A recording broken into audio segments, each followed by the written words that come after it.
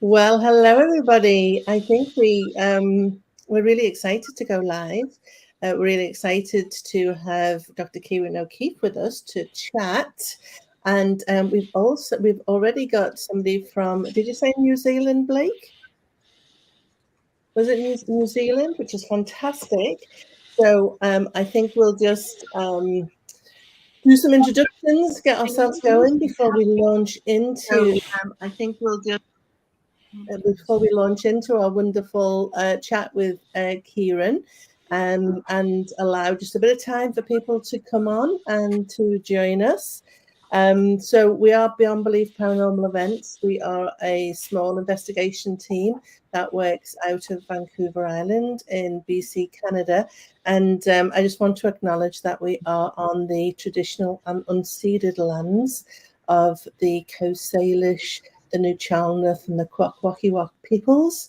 And we are really privileged to be able to work, play, raise our families, and investigate the paranormal on these amazing lands. So I'm Dawn, and I am the founder of Beyond Belief Paranormal Events. I've been doing this work for about 30 years, originally from the UK, transplanted to Canada and loving it, and an amazing team here. So I'm going to introduce them. So we got Blake McKenzie, who's our lead investigator and all things technical. Thank goodness we have him with us. Diana, who probably was one of the founding members of the team's been with me for a long, long time. And Zoe and Elena, two amazing, wonderful investigators as well.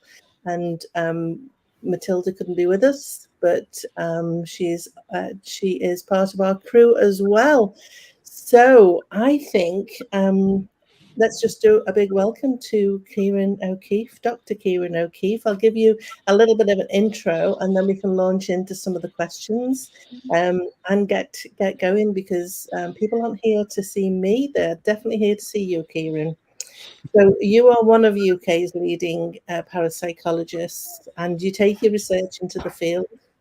You investigate some of the most haunted locations in the UK, but worldwide as well. You consult on cases, you teach, you lecture, you write papers, you author books, you appear in many shows and podcasts.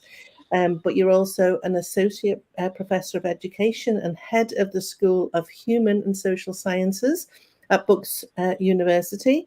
And you are a husband, you are a dad, and you are a very, very busy guy.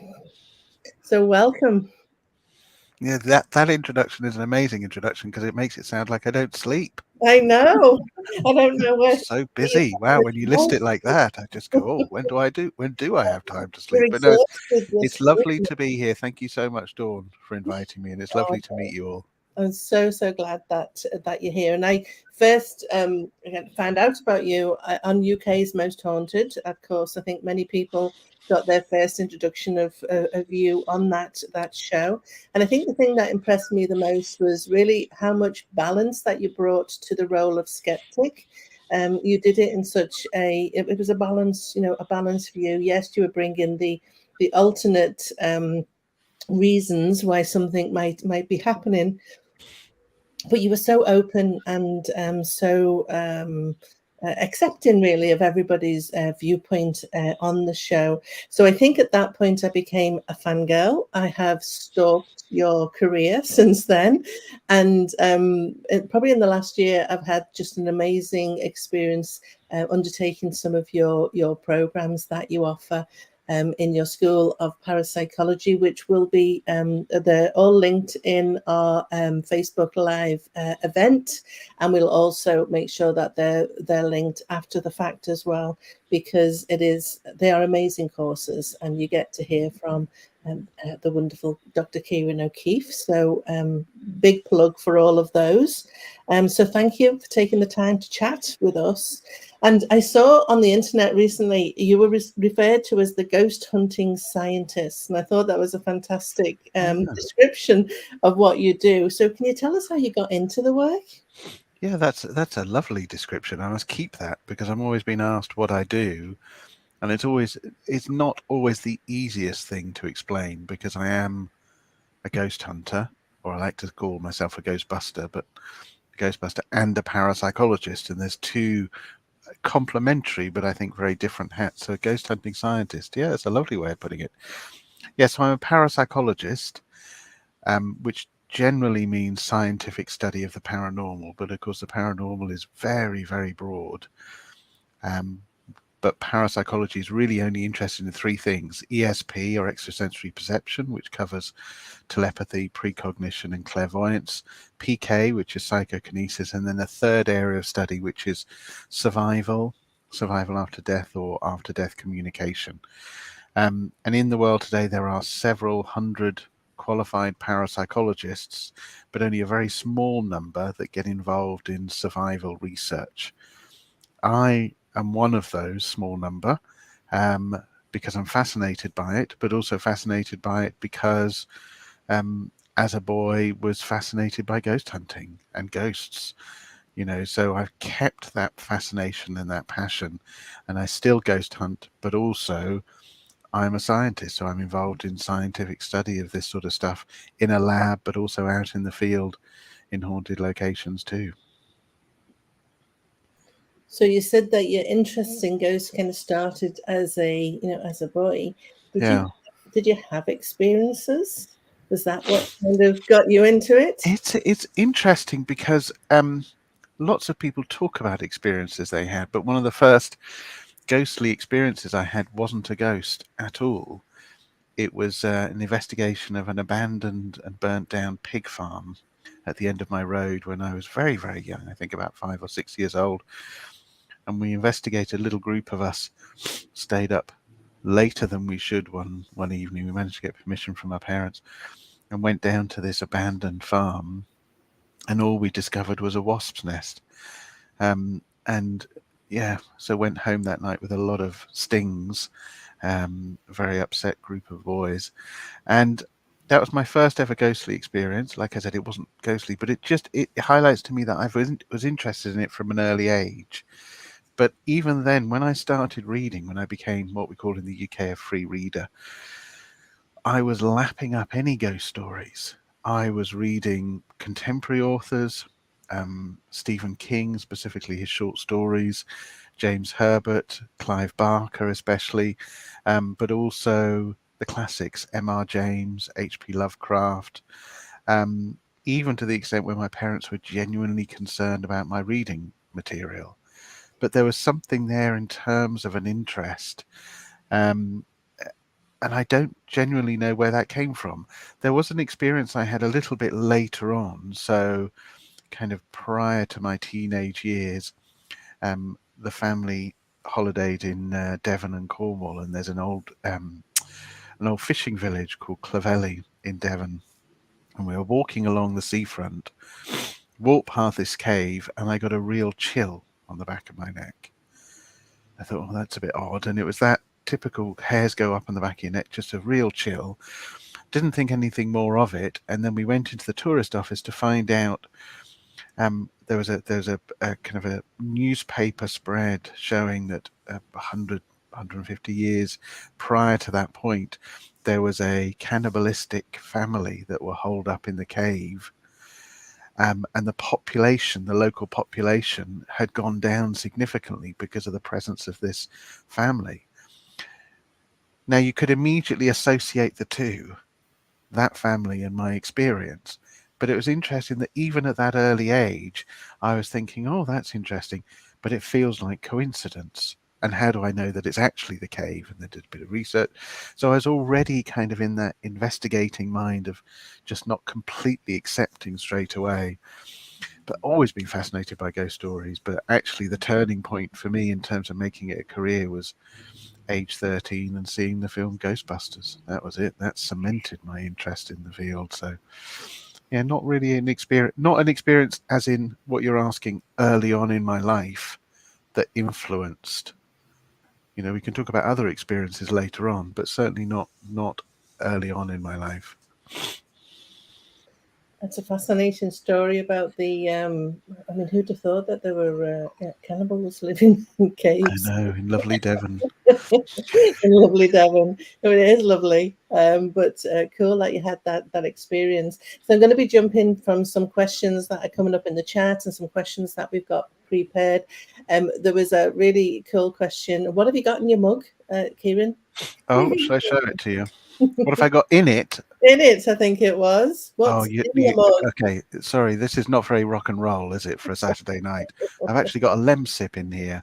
I've got a cold cure in here, just because I Oh, started sniffling earlier on, and I've got lemsip. I could say I've got whiskey, or be a bit more rock and roll. Sorry, I'm not rock and roll tonight.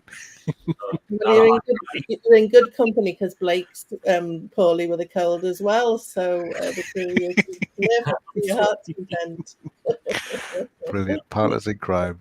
So we got another question from Elizabeth Barkley there. Have you seen anything at all over the years that have shaken your skepticism? Great question. That's a really good question. It's lovely to see you here, part of the uncanny community and witch farm community as well. So lovely to see you here. Yeah, I think a better question is not seen. It's just experienced, to make it more general, because I haven't necessarily seen anything. I've been presented with hundreds of photos and video and seen things that are fascinating in that respect. So I've never actually seen something with my eyes that I would say, oh, that's a head scratching moment, and that's kind of shakes my belief system. But there have been countless times where I've had experiences that are rather odd. So walking into the lower class accommodation of SS Great Britain, which is a huge 100-year-old ship that's in Bristol docks, walked into that area and I felt spooked.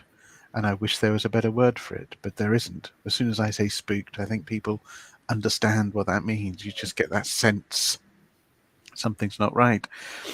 And I had that. And typically when people say that they're spooked, I always think in my mind there's some sort of psychology going on. But you've got to bear in mind this is a location that I investigated where it by then I had probably investigated hundreds and hundreds of locations. There's no reason why anything about that particular location should prey on my mind particularly. It's not a horrific looking place either, so yeah, very odd, just an odd feeling. And the moment's gone, of course. I can only hypothesize or guess about possible explanations because I can't prove any of those alternative explanations because the moment was gone. It was only 10 minutes and that was it. And I didn't feel that way anymore. Liz asked about seeing, though. And whilst I didn't see anything with my naked eye, there was an incident in a haunted nightclub which was closed down at the time, where a group of staff were conducting a séance, which several years earlier had been the trigger for activity that started to happen in the nightclub. This is the northeast of England, for people that know the Birkenhead area or the Liverpool area, just as you come out of the tunnel from Liverpool to Birkenhead. And in that nightclub, I was filming with a thermal imaging camera. I say filming, it's not for television. I was filming as part of an investigation. And the group that were sat around the table, they for about 20-30 minutes, they were trying to communicate. They used a glass for glass divination, try and get in contact with spirits, and nothing was really happening. And they said, oh, we might as well just give up.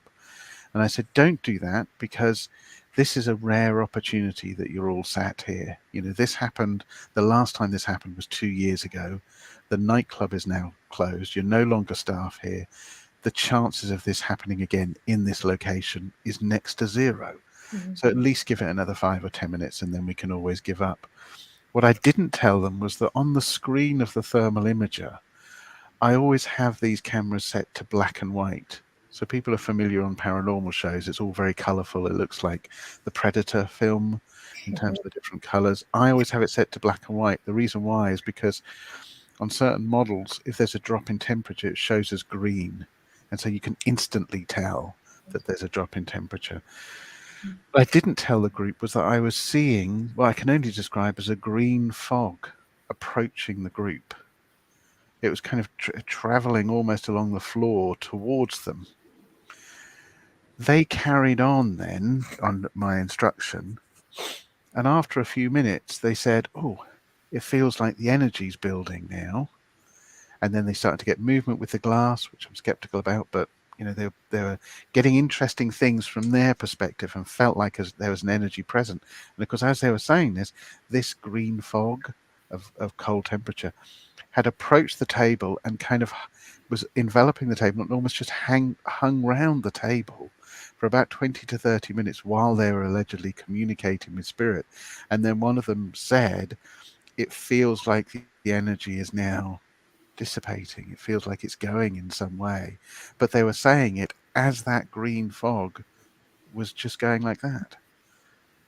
So you got a lovely kind of marry between their subjective personal interpretation and experience that there was something there, some energy, plus a tangible measurement, an objective measurement of a drop in temperature that I still to this day I can't explain in environmental causes. So Liz asking that question made me think about those two experiences, and there's been a few others as well, and maybe we'll talk about other locations. I can talk about those, but in terms of the seeing one, yeah, I think that green fog moment is a particularly significant one. And no explanation that you can think of right No, at the moment in no. time. Well, the immediate explanation would be: is there some source for that drop in temperature?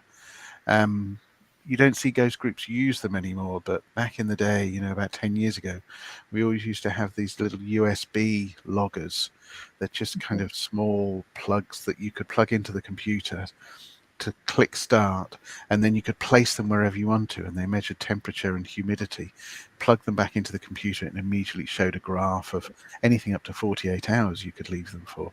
We had those dotted around the location at various window and door points for exactly that reason, so that if anybody felt a drop in temperature as we're doing the investigation, you could go, right, what time was that? And then you could go to that graph when you got the downloaded data and go, right, was there a drop in temperature through any of those windows or any of those doors?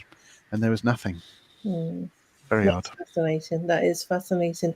Well, seeing as though you're talking about some of the equipment there, Blake had a question about, kind of the equipment that ghost hunters might use, and how this has kind of evolved into apps. So two parts to this question. One is, if you were going to bring equipment to an investigation, what are your kind of favorites? What would you be advising ghost hunters to bring?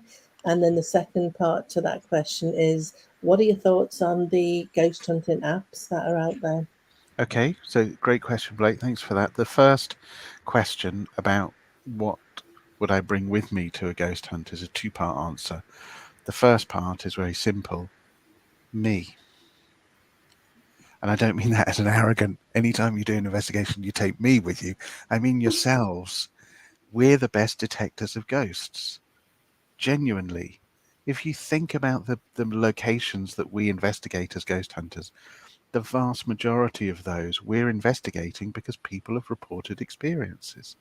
And the people that have reported the experiences are often people living there, or staff, if it's a public place, or security, visitors. They're the ones that have had the experience. They weren't necessarily the ones that were walking around with an EMF meter or a ghost box or a thermal imager. They were just walking around there potentially for other reasons. And so, yes, I would say us, this as well as we're going in, and some way of recording your experience, some way of logging it. In the past, I always used to say paper and pen is ideal, and a watch. Now with smartphones and Androids, etc., that's a perfect way of getting an accurate recording.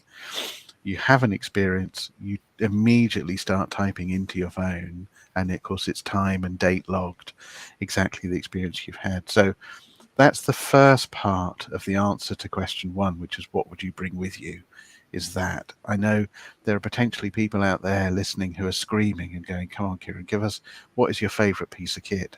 My favourite piece of kit is the thermal imager. Genuinely is. I love the Predator films anyway, but that's not the main reason. But it's just a lovely piece of kit because if you understand it, you get a really good sense of temperature and relative temperature as well. And you know, temperature is one of those things that's really one of the most reliable aspects of reports going back even to ancient Greek times, people reporting a drop in temperature associated with the presence of a ghost. And so for that reason, it's very useful to record it. But it's very useful to record it using a thermal imager because, of course, the drop in temperature might be down to the fight or flight response. There might not actually be a drop in temperature at all. It might be just your own internal core temperature, you know, with the extremities going down in temperature and all of those sorts of things happening, that you feel your body temperature go down and feel like it's external when it's not. With a thermal imager, of course, you can verify the externality of that temperature drop. So if there isn't a drop in temperature, then you can say to the person, potentially it's themselves. So it's a kind of a discounting mechanism, but also it's a lovely way of seeing in the dark. You know, it has that added benefit of being able to do that. But, you know, if you're ever doing, we call it table phenomena in parapsychology, table turning, table lifting, that sort of thing, or table tipping as well. There's always the criticism that maybe somebody is pushing it, you know, which is always why it's useful to have a trustworthy group around the table, people you can genuinely trust. Thermal imager, though, is very, very useful for picking up on the fraudulent aspect of that. If people are pushing, you can immediately, with a thermal imager, with people's hands off that table, tell where the greatest pressure came from. You know, you need to do a little bit of, you need to be a little bit clever and knowledgeable and know about the temperature of their fingers. But ultimately, the more you press, the better that almost ghostly fingerprints are when you're looking at the table with your thermal imager. So take their fingers away and you can see that. So it has really, really interesting aspects to it. Really interesting aspects to it. So yes. There you go. Oh, and the second part. Yeah, The apps. Oh, the apps. Oh, the apps are fun. I could just leave it at that, couldn't I? The apps are fun. Well, it's not so much fun. It's more. Yes, they are fun. But also I'm a little bit wary of some of them.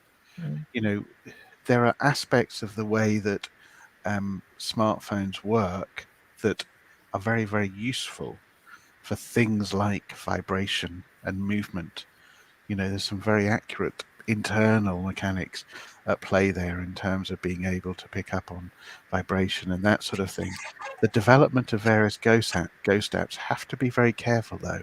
And I think ghost hunters, if they're using them, they need to have the knowledge to go into the settings to make sure that these apps are not picking up on the conversation that you're having whilst you're using them, or even prior to using them. You know, a lot of these apps are running in the background all the time, and you know that if you go into the apps function in any of your phones and just see how many of these things are running in the background, and they'll pick up on stuff. And you can test that very easily by having a conversation about random stuff within earshot of your phone. You know, have a conversation about, I don't know, wooden furniture as a random topic, you know, and have a little bit of a conversation with somebody about wooden furniture, and then watch the ads come up on Facebook and various other social media accounts. So your phone is listening, not in a conspiratorial way. It's not conspiracy theory. The mechanics of the phone. So if you're using ghost apps, especially ghost boxes and Ovuluses and those sorts of versions of apps, I would say, yes, fine, go ahead and use them, but just be aware of that setting nuance that means the app is not picking up on your conversation before you start using it. So I love that, and I'm sure Blake's dying to jump in there. We're using an Ovilus type app, and we were in a location. It's called Point Alice House. It's a heritage house here in Victoria. It's amazing in that literally everything that the family owned,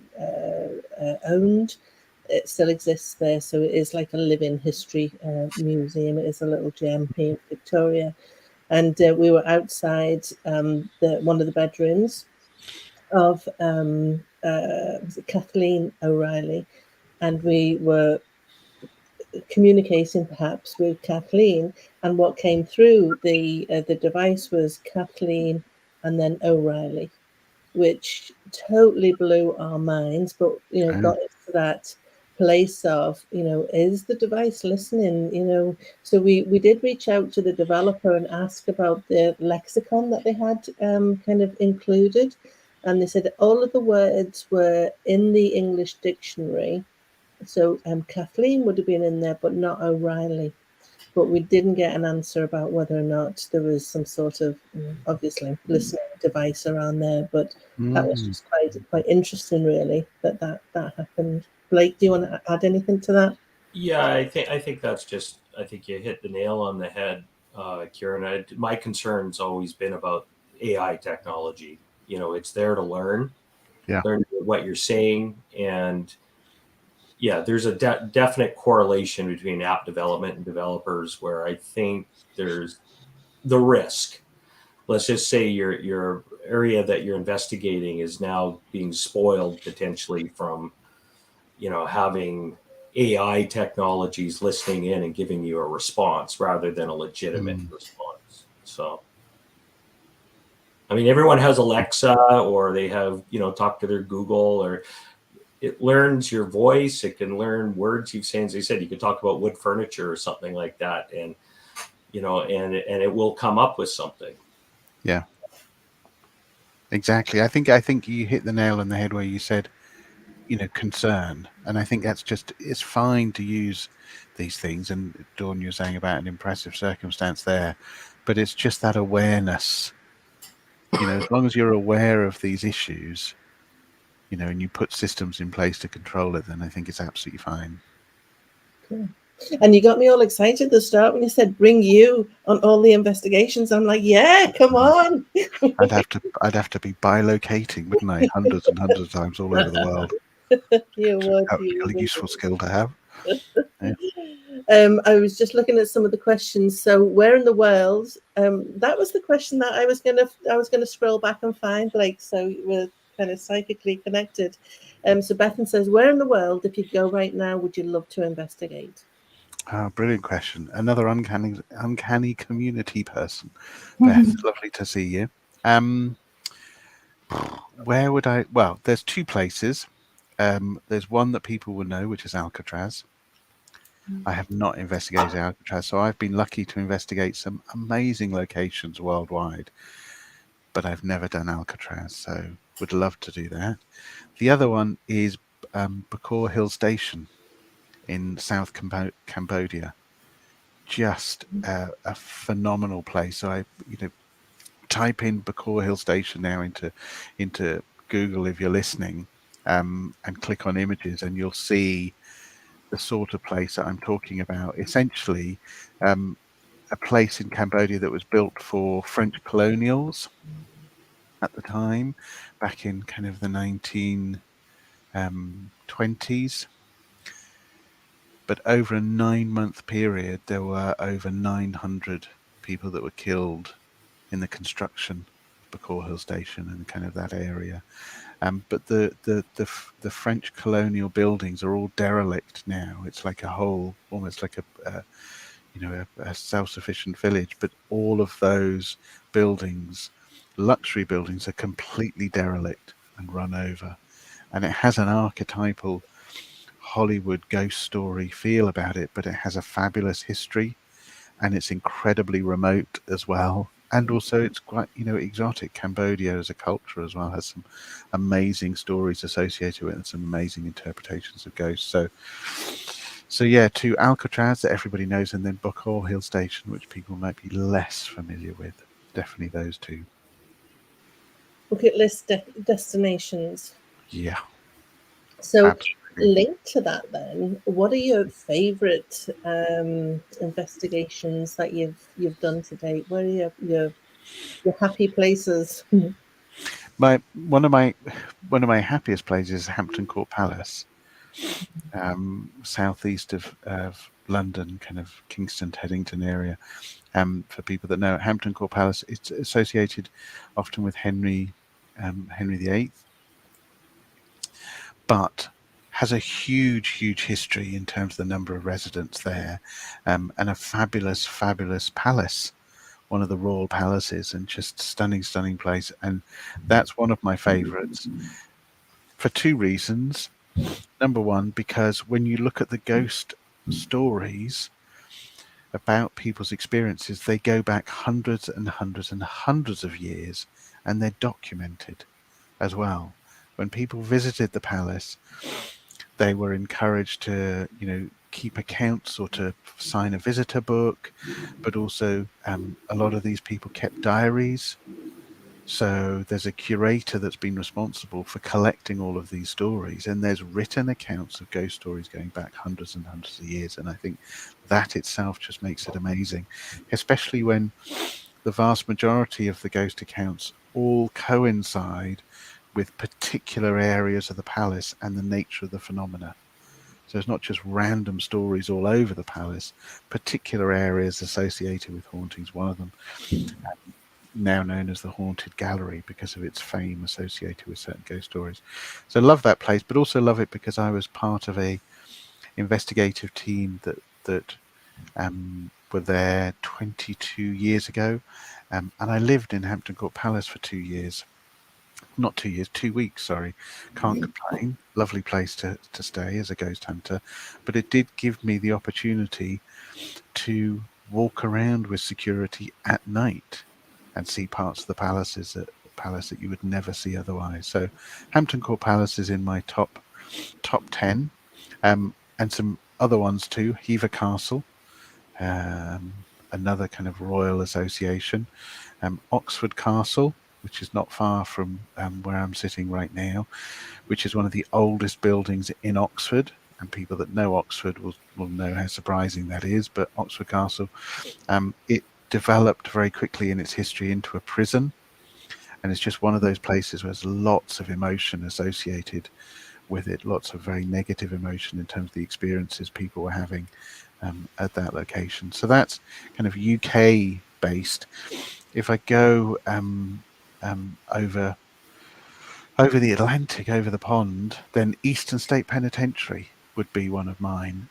Maybe not so much now, although I still love the place, but it's very much a tourist spot. And at Halloween, it becomes kind of almost like a fun fair type environment to go and investigate. But having investigated there now, wow, over 15 years ago at the time, just walked in there and was just blown away by the size of it. Just the enormity of it from walking on the end of one wing to the other. And what I love about Eastern State Penitentiary, and also Moundsville as well, West Virginia State Penitentiary, is it taps into my other hat, which is as an investigative and forensic psychologist. Where as a result of that job, I spend quite a bit of time in prisons, visiting prisons, learning about rehabilitation in prisons, speaking to prison officers and psychologists. And so doing ghost hunts within a prison environment kind of taps into both of those hats. So yeah, that would kind of, I think I've given 5 there, haven't I? That's kind of my top 5. There's another one as well, which is dynamically very different. And I think this is what I love about ghost hunting. And this is what I think attracts a lot of people to ghost hunting. The variety of locations, both in terms of experience, but in terms of how they look. You take a place like Hampton Court Palace and then put that next to Eastern State Penitentiary. And then my other favourite is the underground bunker system on Guernsey, which is Second World War Nazi bunkers. Spent quite a bit of time investigating those locations, and truly horrific in terms of the atmosphere. And part of that is because you know what happened on that island, you know about the history of it. but still there's something oppressive about that atmosphere, even for a rational parapsychologist like myself. So there you go. Thanks, Ciaran. And I saw a question flash before, which kind of links to that, and I'm just paraphrasing it, but do you, as a parapsychologist, believe that kind of emotions can be left in a location? It's a really good question, and I'm going to change one word there, which is belief, because for me, I don't think it should be necessarily about belief. I think the logic behind it makes sense. Maybe that's a better way to answer it, rather than it being a belief, because belief, for a scientist, is about testing and about looking at the evidence and questioning. So I don't think it's necessarily belief, but I think as a principle, as an idea, it works. And it works because of conversations I have with colleagues that are very dismissive about people's ghostly experiences, and say, oh, it's all fraud or hallucination. When people report these experiences, or when they report a sense of presence in a location, it's just simple psychology, isn't it? And they go, well, thousands upon thousands of people from every background having these experiences, I wouldn't be so dismissive of it. And then I always follow up by saying, have you ever been in a situation where you walk into a room and there are two people in the room, and you go in and go, oh wow, there's been an argument in here, hasn't there? That kind of negative sense, you're picking up on that vibe. There's always the argument you could pick up on their body language, but it's something more than that you walk in and there's that environmental kind of sense that, yeah, there's been some bad words thrown around in this room. And it's that, I think, if you go from that to then thinking about emotion in a location, that's not a huge leap, really, in my book. And that's why I say not necessarily about belief, but you can almost feel a certain logic to it in terms of how it works. And then if you then start talking about emotion, then you get into various theories like stone tape theory, and that emotion can be left on the fabric of a building, and then some trigger plays that emotion again, or plays a video recording of people that are there. So yeah, great question. Well, thanks for that. And I'm going to ask Claire's question in a moment, but I think one of the things that I really appreciate you is how you're open to kind of possibility. And one of the questions, I think it's been asked a couple of times, is about James Randi's kind of challenge to mediums and psychics. What do you think about that as a kind of a piece of research or a test? Yeah, I would differentiate that from research. To be honest, it's debunking, is what it is. It's not necessarily research with an aim to find out necessarily what's going on. It's debunking in the sense that somebody has a claim. I'm going to test that claim to see if you're right or not, or you're lying or not. And if you're not, then I'll give you the money. I mean, it's a debunking. So I separate it from that. In the same way that as part of my PhD, I tested mediums. But in testing the mediums, I was looking to almost capture the readings that mediums were giving, but in a controlled environment, so that it wasn't in their natural one-to-one environment, either in their house or in a spiritualist church, or on platform in a spiritualist church or in a theatre, but that it was in the lab, so I could be ensured that I was controlling everything. But in order to do that, I spent 6 months negotiating and talking to the mediums to find out how can we make you as comfortable as possible in that environment. And that involved getting the right chairs, getting the right lighting, getting the right brand of tea, getting the right biscuits, you name it, everything, so that they were at their most comfortable. Because I didn't want them turning around afterwards, if they weren't successful, to go, well, of course that didn't work because it wasn't the right environment. And that level of negotiation is immense. And with debunking type approaches, there's a sense that is there enough work to do that, to try and make the environment as equatable?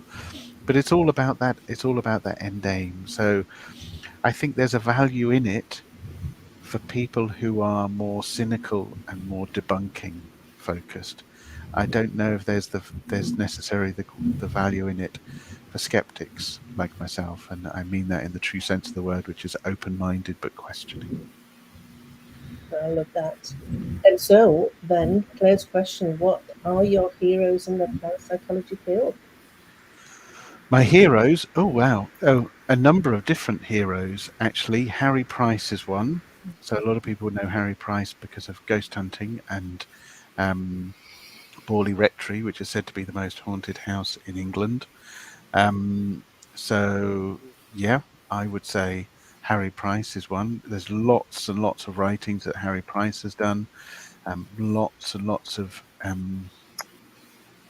books people can learn from him in terms of methods and in terms of his approach, that sort of thing. So yeah, there's a Harry Price definitely. I would say, who else? People like mediums from kind of the heyday. People people like Eileen Garrett, for example. I think I would count as a bit of a hero. A lot of people expect me to say J.B. Rhine and kind of the fathers of parapsychology, whereas I think Eileen Garrett lent a lot to the field. She was a medium. She was an Irish medium, but also she was a parapsychologist. And she, I think, more than any medium, paved the way for mediums to work collaboratively with scientists and to make themselves open for testing, but to do it in a very collaborative way. And ultimately, Eileen was doing it to get a real sense of what was going on with her ability. And she worked with some amazing scientists at the time. She worked with the American Society for Psychical Research. She worked with Harry Price as well, and there are some classic cases that she was involved with, including the R101 case, which I think people don't know they should look at. So yeah, Eileen Garrett, and then beyond that, there are many. Many of parapsychologists in my generation would say that our biggest hero and influence is a chap called Robert Morris, who was the leader of the parapsychology unit in Edinburgh for many, many, many years, and effectively he's passed away now, but he created a family tree of parapsychologists that means that the field exists now. So many of his PhD students, they went on to set up parapsychology labs across the world, and they themselves had their own PhD students. And that's how I got into parapsychology. So, we often talk about Bob Morris being, is he your father or is he your grandfather? Where are you on that family tree? And yeah, amazing man. And that same sort of skeptical mindset that I have, which is that open-minded, questioning, but very respectful of all perspectives. So definitely Bob Morris. It's like a parapsychology pyramid scheme. Yes. Exactly.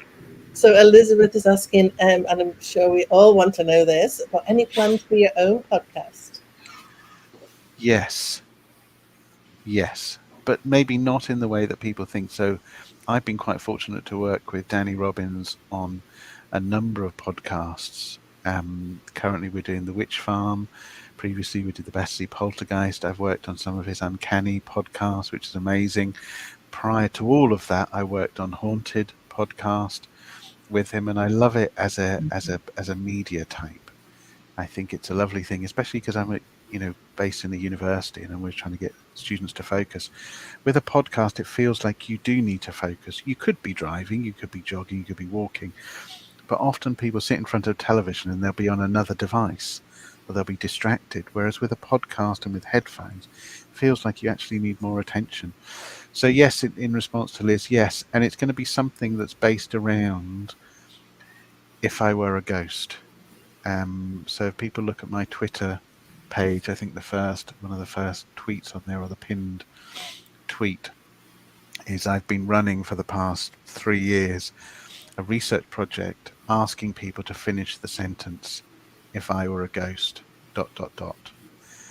And the number of people that have responded to that is amazing. And I've got some amazing well-known people as well. Darren Brown, the magician, Stephen Fry, Jane Goldman as well, the writer of Kick-Ass and various other Hollywood movies. Just an amazing array of celebrities, but also an amazing array of people from so many different backgrounds.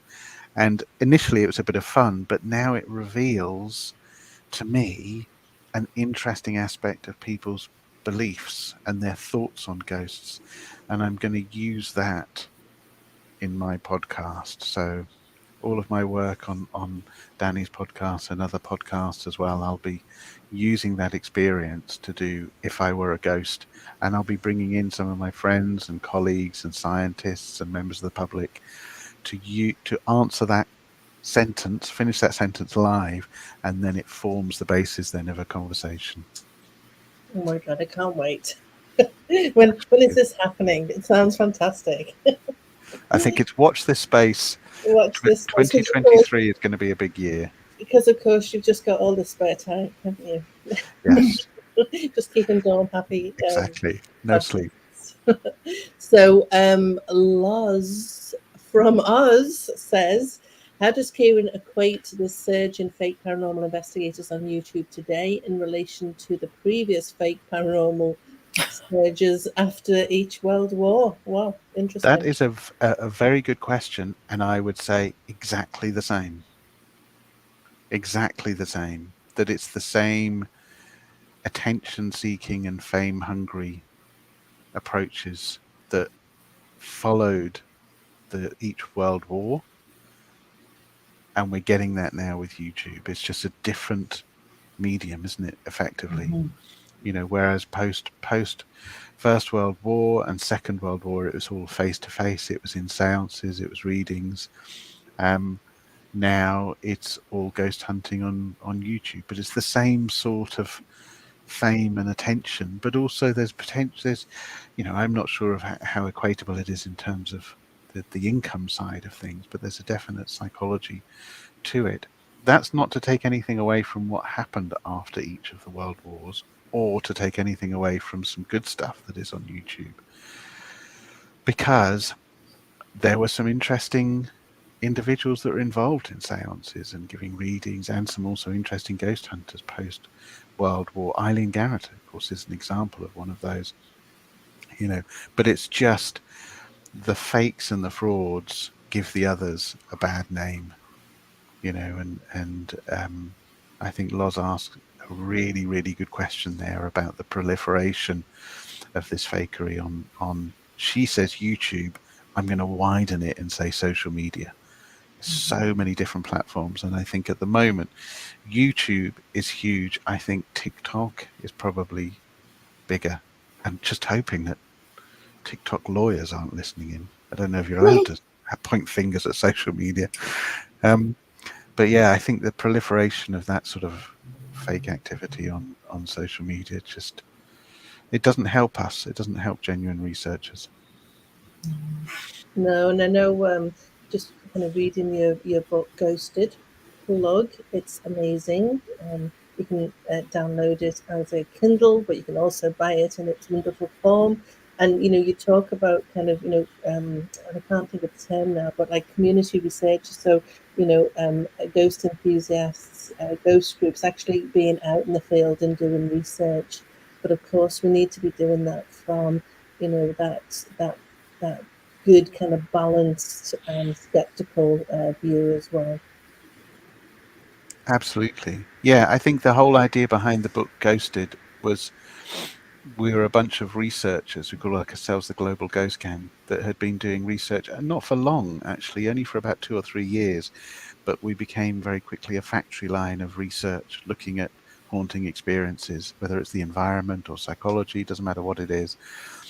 But we were churning out all of these papers, and we were trying our best to make them accessible to ghost hunters and members of the public.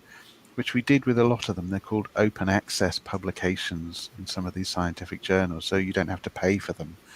But that's not enough. The language of those articles is sometimes not approachable. It's not the easiest read. And so what we wanted to do was take all of our research and put it into a book. And I think the book is still quite heavy on technical language, I'll be honest. But it's a central repository for all of the research around psychology of hauntings, environmental aspect of hauntings. But the nice thing is that the authorship represents a spectrum of belief. So it goes from dogmatic believer all the way to cynical, and then all of us, a few of us in between in terms of that skeptical side of things. So you get really the voices of all of those in that book. So yeah, thank you for that. I hope you enjoyed it. Simon, so citizen science, that's what you call it in the book, which is fantastic. Exactly. Citizen scientists. Yes, I think everybody is. Excellent. Great question from David. So, have you investigated an active poltergeist case? I think you might have. And what are your thoughts on the theory as to why poltergeist cases tend to follow a similar pattern? Yes, it's a really good question, David, another follower of the podcast. So Battersea Poltergeist was a case that I investigated for about a year prior to the podcast coming out, but that was not an active case. So that was a case back in the 50s, one of what I think is the best poltergeist cases in the world. So that was a particular case. That was an active, not active case, but one that I went into in great detail and was lucky enough to speak to Shirley, who was at the center of the poltergeist case, the witness. Yes, I've been involved in an active poltergeist case. We have to be careful about the word active. Active poltergeist case because it was an ongoing poltergeist case. But I was never in a position to see the activity of the poltergeist, unfortunately. I think that's the main issue. So yes, it was a live case in terms of it being ongoing and speaking to witnesses, etc. But it wasn't active in terms of me being able to see any of the phenomena, which is a real shame. I strive for that. In terms of the theories around poltergeist cases and this kind of step-by-step approach, I very much so there's an idea that the phenomena builds in poltergeist cases. So you can often have little phenomena and then it starts to build, and it may start off with few little noises, quite innocent things, or maybe something goes missing or it appears, and then it becomes bigger and bigger and bigger and bigger, and the nature of the phenomena increases. I think it's a nice idea, and Evelyn and myself have spoken about it as part of Battersea Poltergeist. I'm not a proponent or advocate for it at all.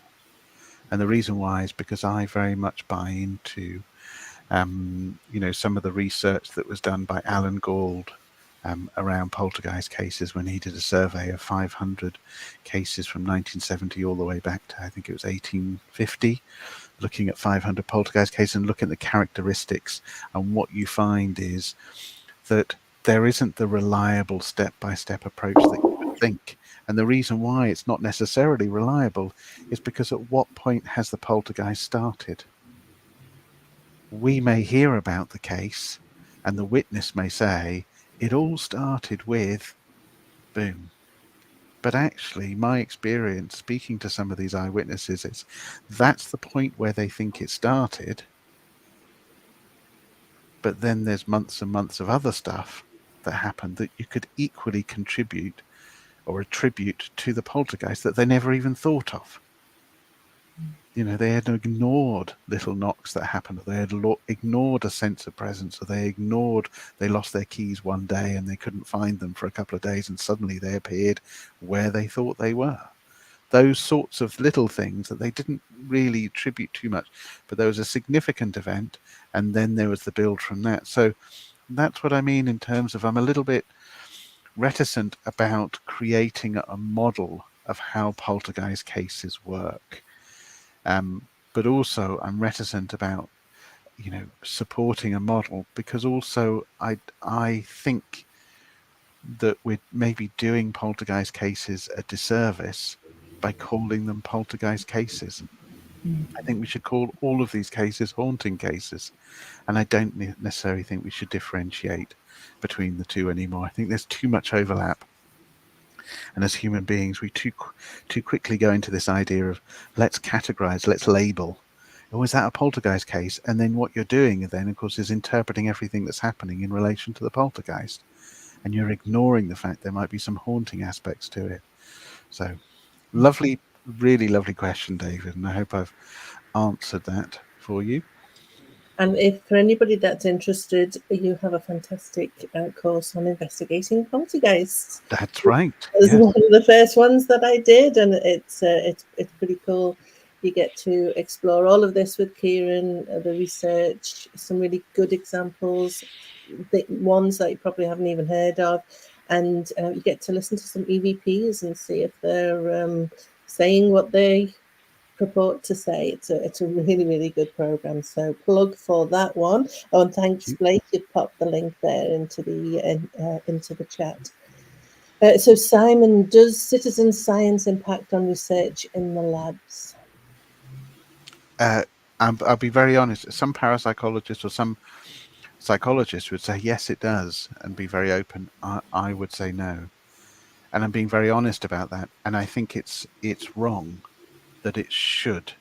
So Simon has asked a really good question there, and we raised that question as part of our Ghosted book and also some of our articles, that actually the only way forward in really understanding haunting experiences and ghosts generally is by parapsychologists and ghost hunters working together. And if we change our view, and I mean the public, change their view of ghost hunters and start to think about them as citizen scientists, and we work together and collect the data together, then I think we'll start to find better answers. At the moment, parapsychology sits in its ivory tower, publishes journals and publishes various things, and I try and reach out in a very different way through education, but through the books and through the articles and sharing on social media, so that people can learn about what's happening in parapsychology and what it's finding in relation to haunting experiences. But a lot of parapsychologists don't talk to ghost hunters because they don't see that as an equatable endeavor. But we're in a position to be able to say to them, if you're going to collect electromagnetic field readings, here's how to do it.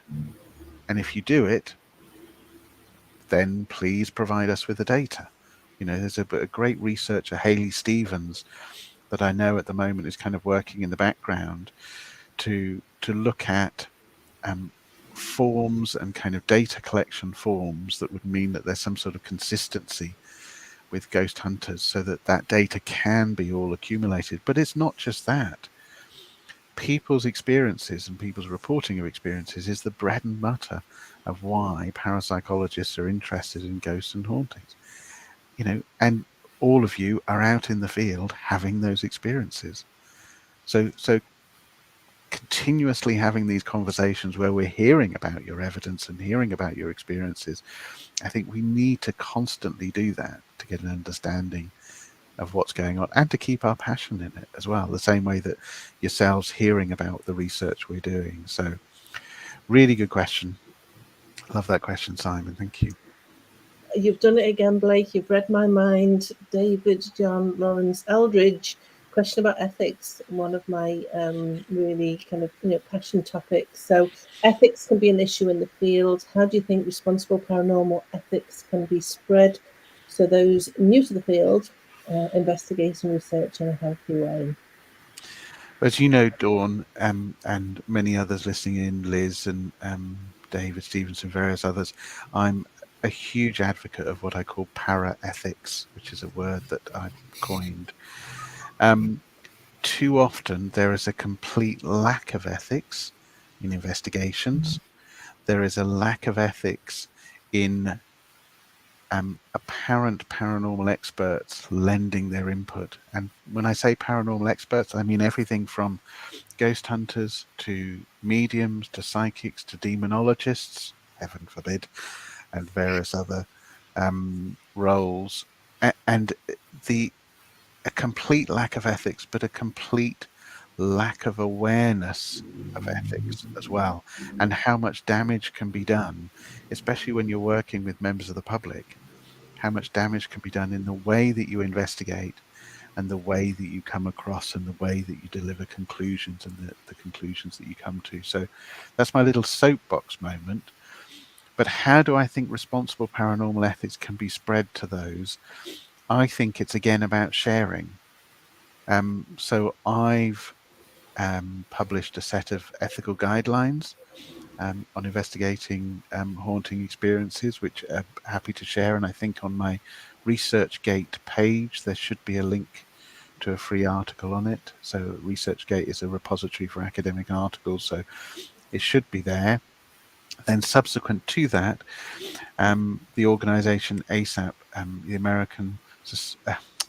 the Association for Scientific Studies of Anomalous Phenomena, and we've got CJ here listening in.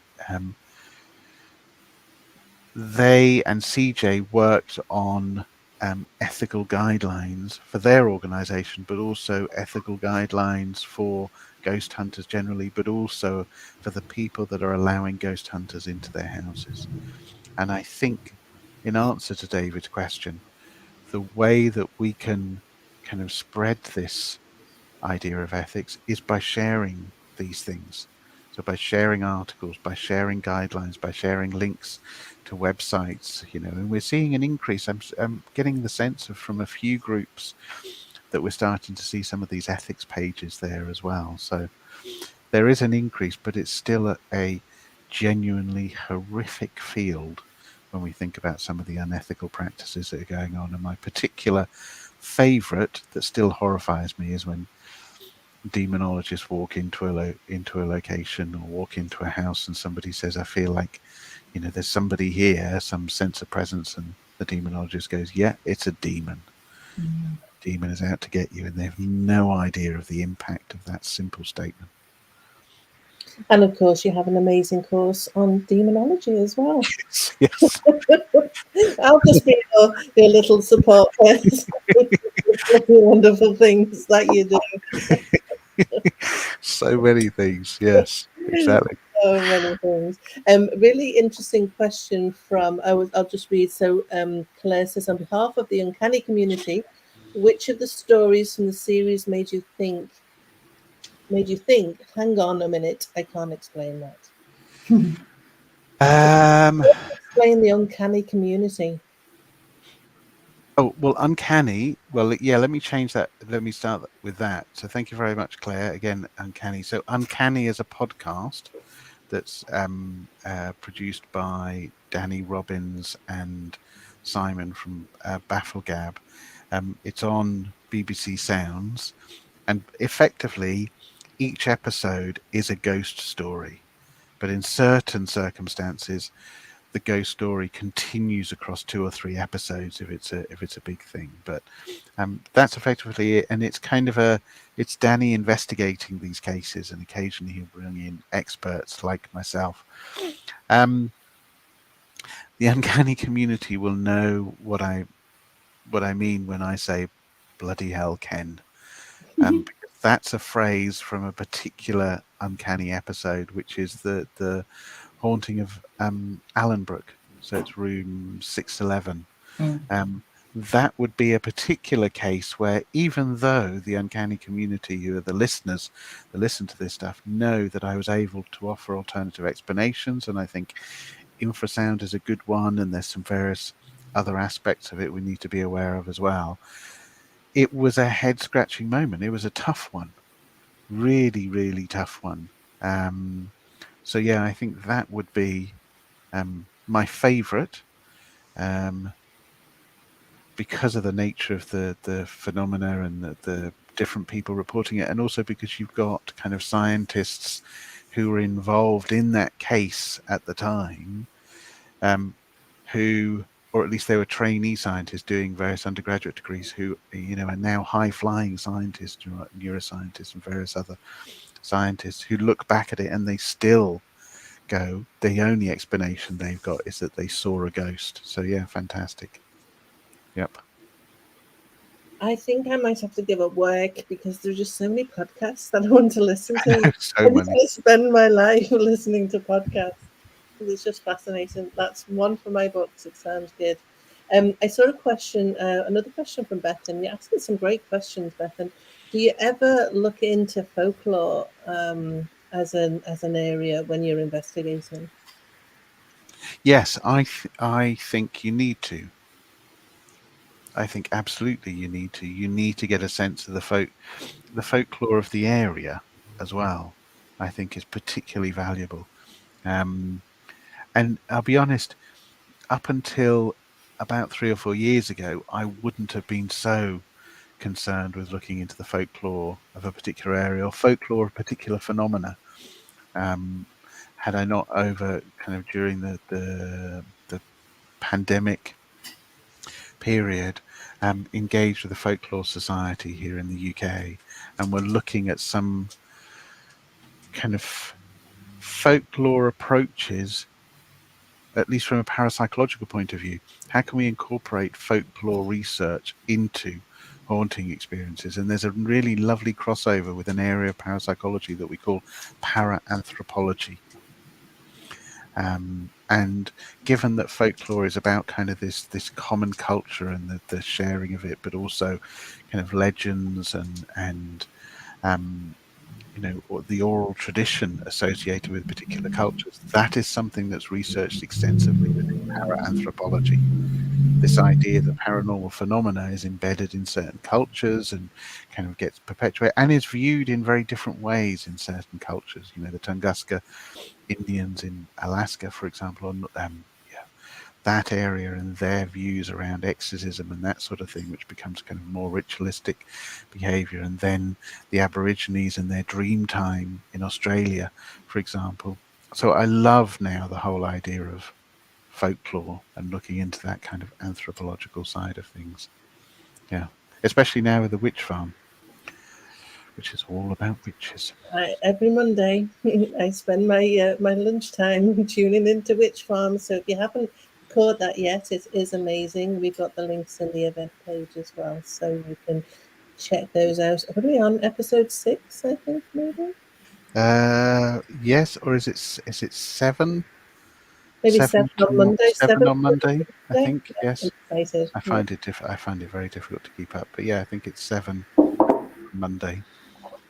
Now we're not going to keep you much longer. I know we're just past the hour, about 3:08 our time anyway. So I don't want to eat into too much of your night. So just talking about folklore, is it just ghosts you investigate, or do you have a wider kind of paranormal palette?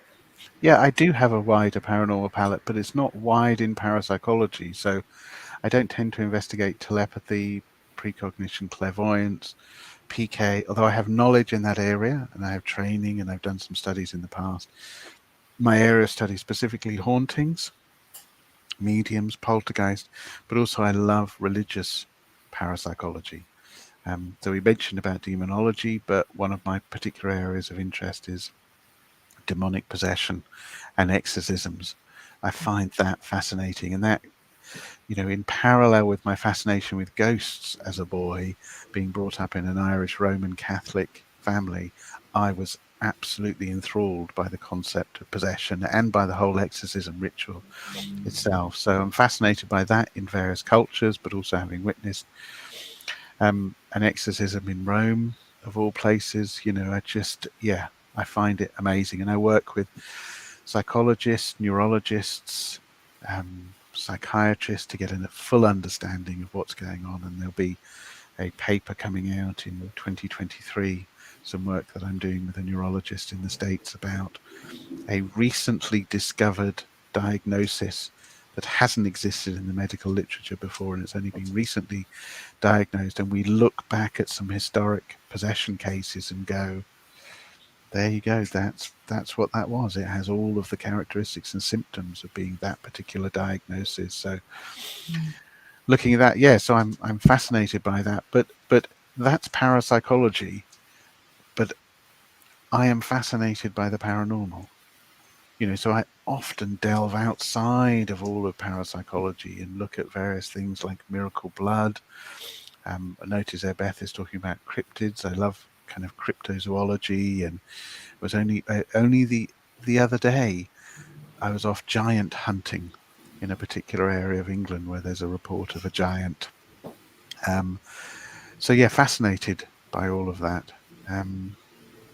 Loads. It feels as though as I'm talking, and again, Dawn, I don't know when I'm going to find the time, but it feels like as I'm talking that I need to write a book about all of these cases that I've been involved in, whether it's possession, miracle blood, alien abduction cases, giant cases, Saskatchewan, you name it. There's loads. Totally. I will read that book. So get writing. So my final question is, what's next for Ciaran O'Keeffe? You mentioned 2023 is going to be a big year for you. Yeah. So what's next? It's going to be a huge year for a number of different reasons. So the launch of that podcast as well, and that's an exclusive. I don't think I've mentioned that before in any other environment as well. So I've mentioned it now, and I know the uncanny community will be going crazy about that. So that's 2023. I've got a number of papers coming out around possession, like I said, so demonic possession. There's also various shows as well coming out. So I've been doing some filming for a couple of shows. There's another few things in development. There's an American-based podcast as well that I've been involved in and done some recording for. So that'll be interesting. Trying to think what else. Oh yes, a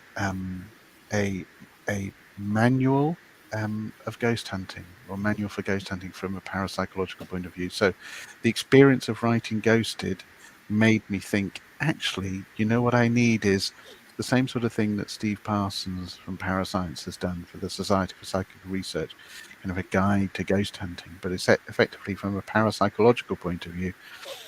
When you when you use EMF, what does parapsychology say about that? What is infrasound? All of those sorts of things. Why would you use a thermal imager? Why is that particularly useful? That sort of thing, with maybe a top 10 of cases that I've investigated. So that's one of those books that potentially, if I get no sleep over the next 2 months, I might rattle off, publish. But yeah, 2023 is going to be a big year, and I'm sure there are other things as well. I can't remember. There's an exhibition going on at the moment in Somerset House that continues until February. Somerset House is a huge palace of a place in London, and it's an exhibition by two artist friends of mine called Ian and Jane, and it's called The Horror Show, and it's the influence of horror on every decade since the 1960s, whether it's music, film, TV, doesn't matter what it is. And there is a cabinet in that exhibition that has my gadgets and objects that I've captured in poltergeist cases that sit next to various things from the show Ghost Watch, for people that know Ghost Watch. So yeah, loads happening.